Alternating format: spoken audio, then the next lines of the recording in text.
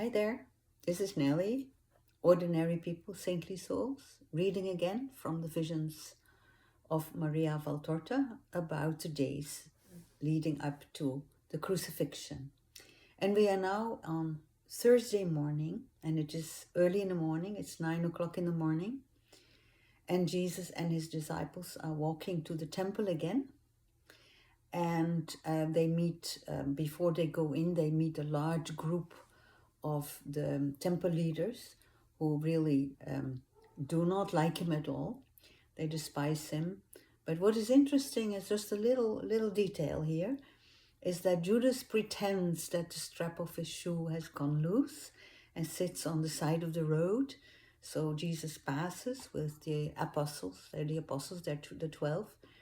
And then he addresses one of the group of temple leaders and says, at the beautiful gate, at the 6th hour, one of you. And then he just hastens back to the group that he belongs to. So he has set the stage for giving up Jesus. So now I will read a little bit about what Jesus said and preached again.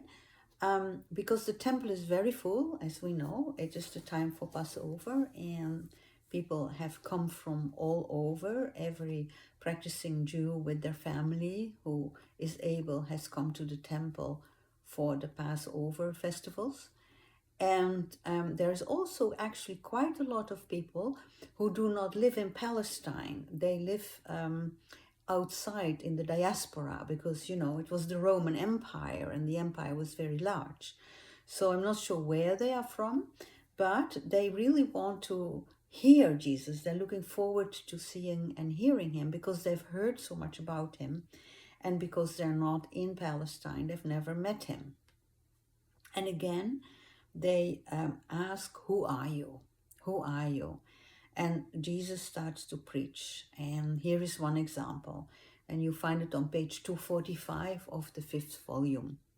You who are thirsty, come to the waters. You who are hungry, take your nourishment. You who are worn out, and you sick people, drink my wine. Come, you who have no money, you who are in bad health, come. And you who are in darkness, and you who are dead, come. I am riches and health, I am light and life. Come, you who are looking for the way. Come, you who are seeking the truth. I am the way and the truth. So Jesus explains some more, and then the people start to reflect on what they hear, and they say, wow, he has spoken true words. Oh, this is what is said. He really does what he said. He's like a shepherd. He's taking care of everybody. And someone else says, as if we were stray sheep, sick and in darkness, he has come to lead us to the right way, to cure our souls and bodies, to enlighten us. All the people really go to him. Look over there at those Gentiles, how admiring they are. He has preached peace. He has given love. So they really like what they're hearing. And then, let me see, where am I? Jesus continues preaching, and I want to quote a little bit about that, because the temple leaders try to convince the people that he's just a madman, that he's just, delirious and raving. But one of them says, but he's cured my insane son. I know what madness is. One who's mad doesn't speak like him. And so then he continues to interact with the different groups. And there is, for example, a large group of Gentiles, of people who are not Jewish or who are probably Roman. And he meets with them and he says, peace be with you. What do you want of me? And he said, to see you and speak to you. Your words have upset us, the Gentiles say. We have always been wanting to speak to you, to tell you that your word affects us. But we are waiting for a suitable moment to do that. Today you are speaking of death, so we are afraid that we shall no longer be able to speak to you because you'll be gone. But is it possible that the Hebrews may kill their best son? We are Gentiles, and we have received no favor from your hand. Your word was unknown to us. We have heard people speak of you vaguely, but we have never seen you or approached you. And yet, as you can see, we pay homage to you. It is the whole world that honors you with us.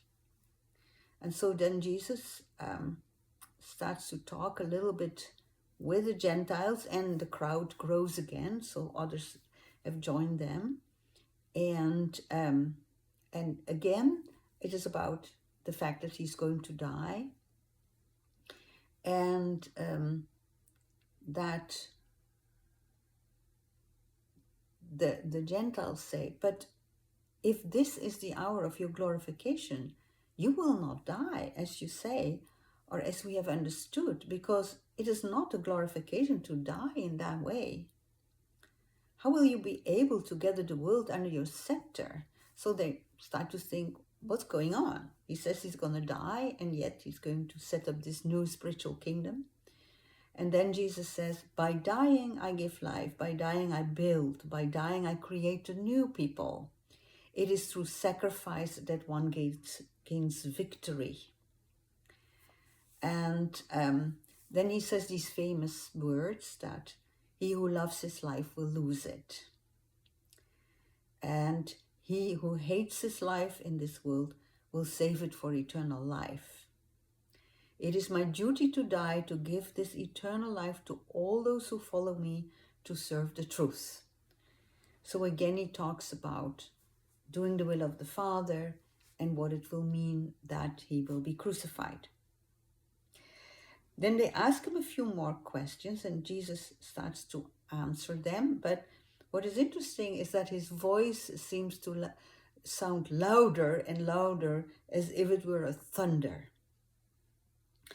And he ends with saying, I have glorified him, and I will glorify him again. And this really scares the people. Some say, oh my gosh, we shall die now. They throw themselves on the ground and say, we have heard the voice of heaven, an angel has spoken to him.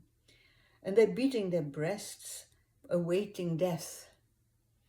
And some say, a peal of thunder, a rumbling roar, we need to run away. The earth has roared, it has quaked. But it is impossible to run away because it is so incredibly crowded in the temple.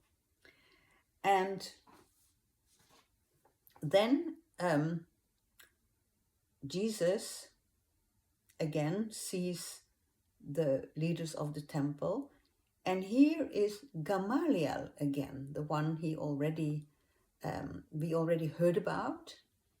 And I told you that he had met Jesus earlier, and that he really was interested in what Jesus had to say. And so Jesus is looking at Gamaliel, but he pretends to speak to everybody. And he raises his voice and says, not for me, but for you has this voice come from heaven. Gamaliel stops, and he turns around, and he is obviously used to being worshipped like a demigod. And he does look at Jesus with very mild eyes, however. And then Jesus resumes his speaking in a thunderous voice. The judgment of this world takes place now. Now the prince of darkness is about to be driven out. And when I have been lifted up, I will draw everybody to myself, because that is how the Son of Man will save. We have learned from the books of the law that the Christ lives forever. And you say that you are the Christ, and you say that you must die. And you also say that you are the Son of Man and that you will save, being lifted up. So who are you? The Son of Man or the Christ? And who is the Son of Man? Asked the people around him. There's only one person. Open your eyes to the light. because it's only for a short time that the light will still be with you. Walk towards the truth while you have the light among you. And so, again, Gamaliel stays to listen to all of this. And Jesus looks at him compassionately and again raises his voice very loudly.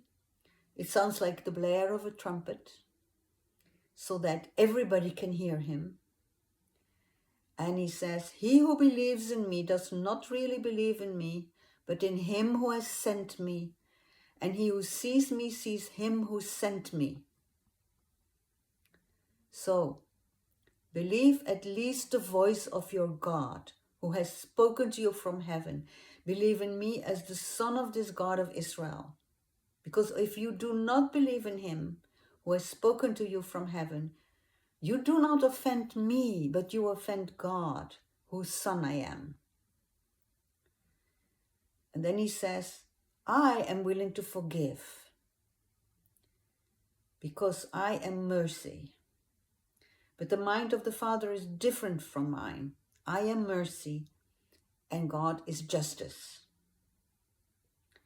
And bear in mind, all of you, that the words you heard me utter come from God, because I have not spoken on my own account. And so then Gamaliel starts walking again and leaves. And after speaking, Jesus addresses Judas. This is also very interesting. Judas says, he tells Judas to go and do what he needs to do. And Judas goes to one of the council and says, "This evening after supper at Gethsemane, come there and get him. Come there and get him and give me the money." And then they say, "No, we will give you the money when you come and call us tonight. We don't trust you." Judas gets really angry there, and they say, "Come when it's time, so that we can capture him. And we need to," and then they discuss how to make sure that what they call the stupid guards will not take the wrong person, for example, Lazarus. And so then Zadok, the one who tried to drive over Jesus the day before, says, "A kiss." The signal would be a kiss. And then again, Judas says, "Remember that I want my money counted in the purse before going to the guards." And Judas is livid, by the way. He's very angry and he runs away. And that is the end for this video, because I've gone way over my time. It's 30 minutes already. And see you in the next video. This was Nelly, Ordinary People, Saintly Souls.